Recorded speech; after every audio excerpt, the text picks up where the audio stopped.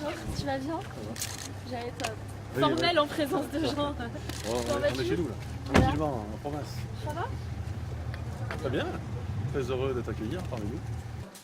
Vous avez devant vous, Madame la Ministre, un parterre d'associations qui travaillent quotidiennement sur le droit des femmes, mais aussi des acteurs qui prennent en charge nos concitoyens et nos concitoyennes, bien évidemment, qui sont victimes d'inégalités et qui ont une vie quotidienne chargée de difficultés.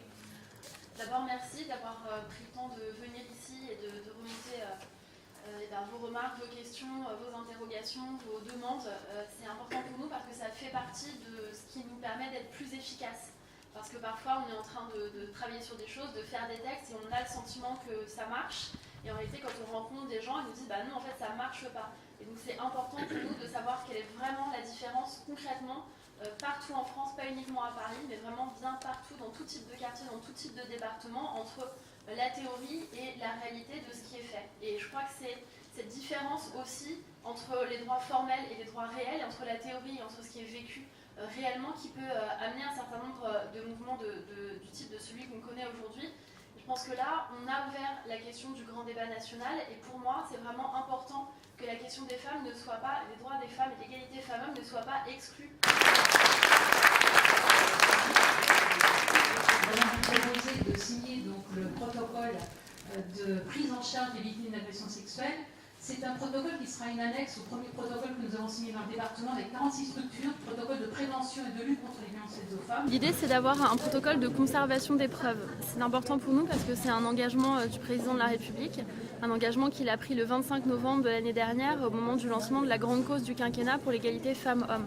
Et donc, on est vraiment content qu'on puisse ici lancer une de ces expérimentations. L'idée, c'est de pouvoir congeler des preuves de violences sexuelles pour les conserver avant les plaintes. Donc c'est une démarche qui est vraiment innovante. Les droits des femmes, c'est pas quelque chose qu'on entend beaucoup dans le grand débat. Ça, c'est quelque chose qui nous tient à cœur de venir justement le mettre sur la table du grand débat et que ça soit pas un sujet qui soit écarté alors que c'est central. Oui, absolument, parce que l'égalité femmes-hommes, c'est la grande cause du quinquennat. On a vu avec MeToo à quel point c'est un sujet qui a pris de l'importance dans le débat public. Je veux pas que ça retombe. Moi, je me dis qu'on n'a pas fait tout ce qu'on pouvait faire encore pour l'égalité entre les femmes et les hommes. On a fait énormément, mais il y a encore énormément de sujets qui ne sont pas traités. Et la femme qui meurt tous les 3 jours sous les coups de son conjoint, des écarts de salaire entre 9 et 27% entre les femmes et les hommes, le harcèlement de rue existe encore. On a pris des dispositions, des lois pour lutter contre, mais il va nous falloir des années avant d'éradiquer ces inégalités entre les femmes et les hommes. Donc moi, je veux rien relâcher de ça, parce que je crois que parfois, il nous faut des années pour avoir une toute petite victoire, une toute petite avancée, et il suffit de relâcher le sujet quelques mois pour faire en sorte de dégringoler. On le voit là avec les attaques contre le droit à l'IVG. On est quand même dans un débat en 2019 avec la tête de liste d'un grand parti français qui prend position contre le droit des femmes à avoir un accès à l'avortement. Je crois que c'est un recul incroyable et on n'aurait peut-être pas imaginé ça il y a 10 ou 15 ans dans le débat public, donc c'est très préoccupant.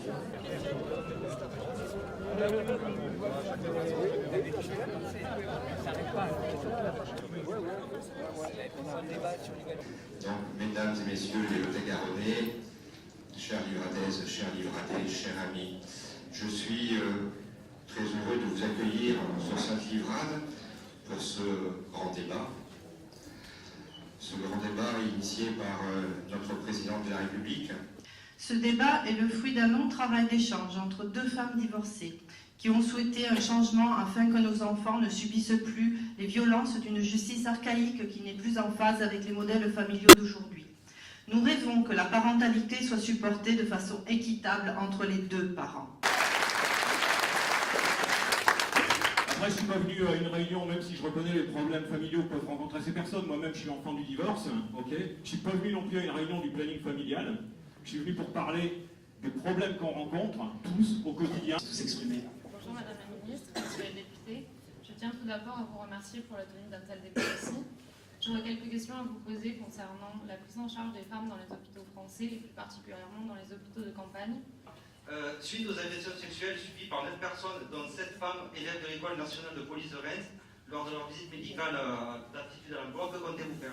Sur les agressions sexuelles dans la police qui ont été mentionnées, pardon, je ne sais plus où c'était, monsieur, vous avez tout à fait raison, il faut dénoncer la totalité des agressions sexuelles, où qu'elles se passent dans la police ou ailleurs. Et d'ailleurs, le médecin dont vous parlez, le parquet de Reims a saisi l'IGPN, il a été suspendu, et c'est heureux, c'est bien la moindre des choses qu'il soit suspendu sur les faits qu'il aurait commis. Maintenant, il faut qu'il y ait une enquête de l'IGPN et qu'il y ait des sanctions. Mais moi, vous connaissez mon engagement sur ce sujet.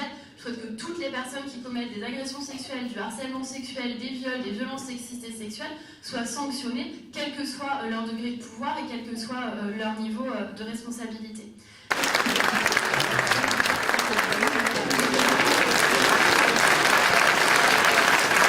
Les réponses, malheureusement, je ne pense pas qu'on les ait obtenues, dans sa globalité notamment. Et il y a de la frustration. Une forme de frustration quelque part, oui, je l'entends, parce que à ce jour, une heure de débat reste pas un débat national à mes yeux. Une heure de débat, c'est trop court par rapport à toute la problématique que nous rencontrons aujourd'hui.